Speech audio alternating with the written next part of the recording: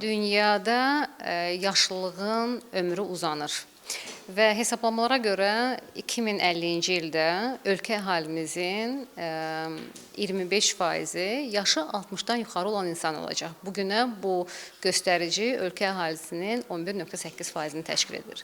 Fəal yaşlanmada yaşlı insanların sağlam, güclü olması üçün çox vacib bir prosesdir. Bir də sizin əlavəsi olaraq könüllü layihəniz barədə oxumuşdum. Onunla bağlı danışa bilərsiniz bizə. Bəli, bu Azərbaycanda ilk dəfə bir yenilik idi. Biz bilirsiniz ki, təcrübəçi filmi var, Robert De Niro'nun iştirakı ilə. Biz illər öncə, təxminən bir 10 ilə yaxın öncə biz bu filmin yayımını təşkil etdik və yaşlı insanları dəvət etdik.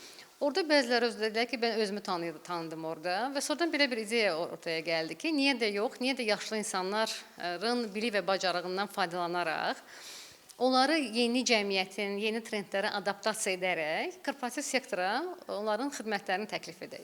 Və beləliklə bank sektorunda, 5 filialında bir bankın, böyük qlobal otellərin birində, bankçılıq forumlarında yaşlı insanlar təcrübəçi kimi fəaliyyət göstərdilər və çox uğurlu oldu.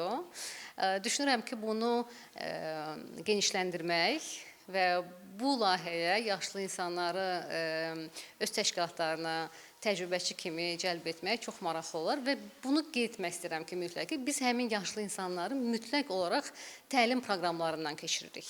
Silsilə təlim proqramlarına yenilikləri öyrədirik və empatiya qurmağı, indiki korporativ mühitdə necə olmalıdırlar, onun hamısını onlara mütləq tədris edirik. 3 aylıq bir proqramdır. Ondan sonra onlar hazır olaraq artıq həmin proqramlara qoşulurlar.